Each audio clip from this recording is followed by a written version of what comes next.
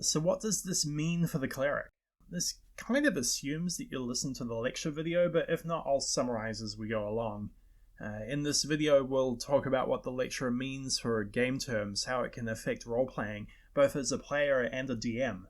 It's time for the first episode where Red NZ Blue arrogantly tells you how you should play your characters, otherwise known as...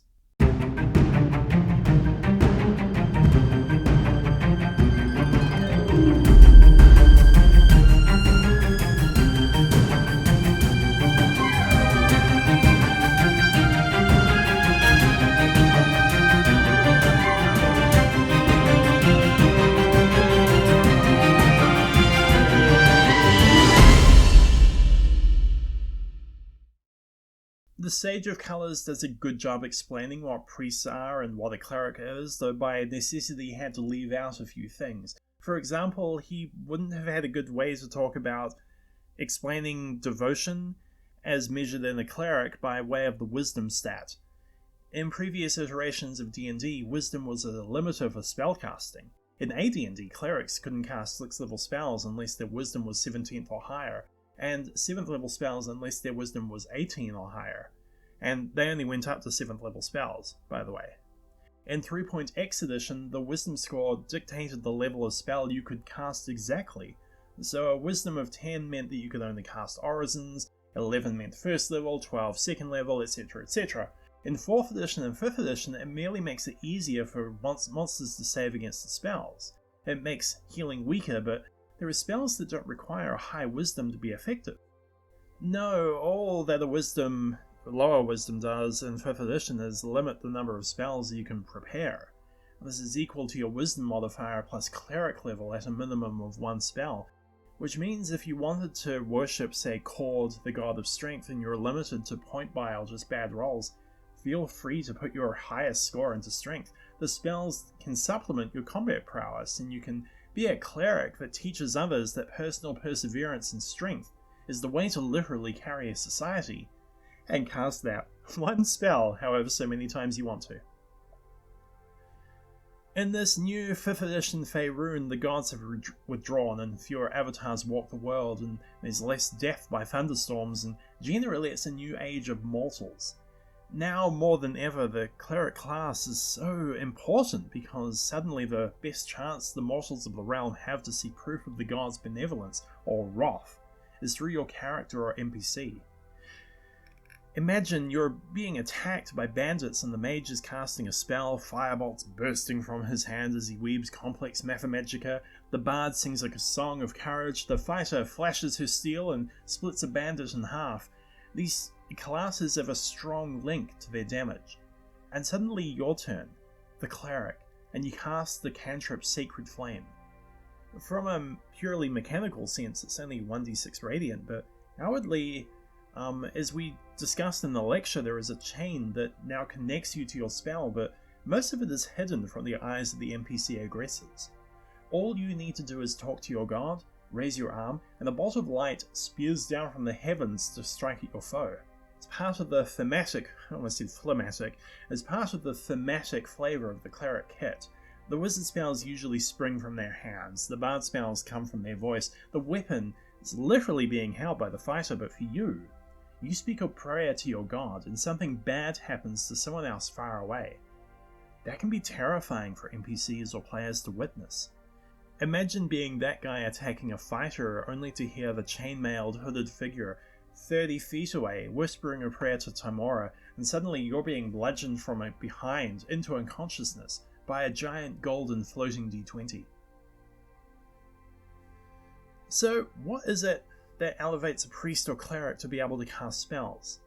I said in the lecture that it was the destiny that a god with extrasensory perception could see within you.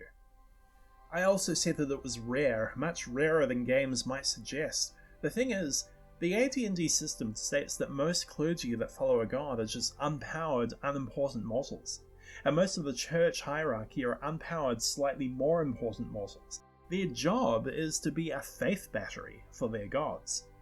Their jobs are to spread the faith and argue the dogma of their church, advise others what rewards await for them both in life and after that. And then you have the cleric. They're often part of the mission hierarchy out in the world and sort of like the free agents of the gods. They can argue the dogma of their church, but what they really do is inspire.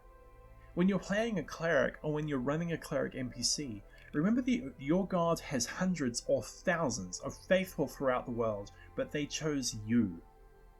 Also remember, before you get an ego as big as your god, that what they give, they can also take away.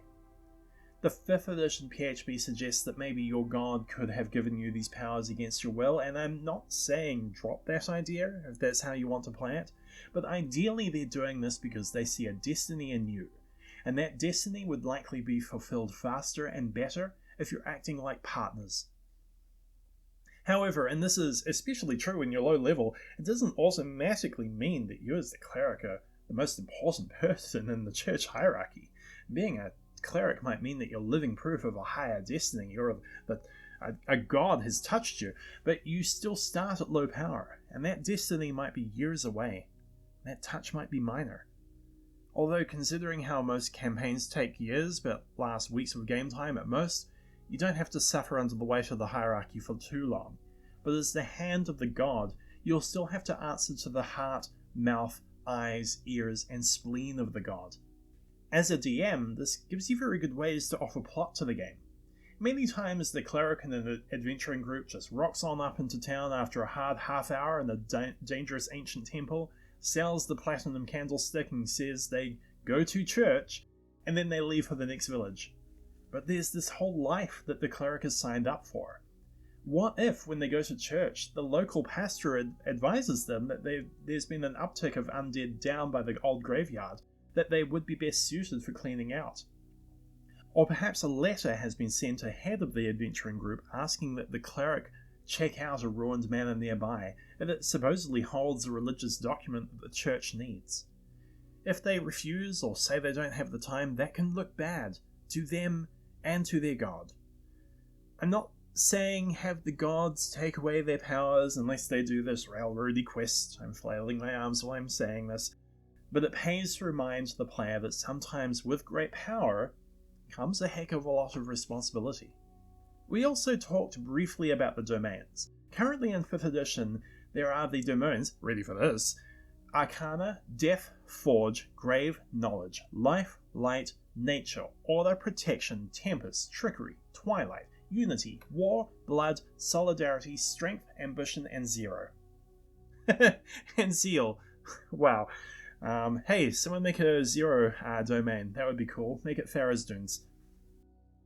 It may seem odd in Faerun that Bane has the War domain and Torm has the War domain, so you could assume that both clerics are kind of the same, but always remember that what sets us apart is the flavor text.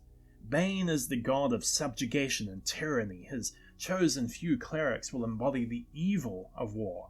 A cleric of Bane with the War domain... Hey, that rhymed. I'm a poet and I wasn't even aware of it. Anyway, a cleric of Bane with the War domain will wade into battle, striking down at the strongest foes in an attempt to make the weaker ones cower at their ferocity. Bane's chosen individual will probably use the +10 attack bonus on themselves only, in order to make themselves the dominating force. And that is the domain-specific one, what is it called? The War God's Blessing. Channel Divinity.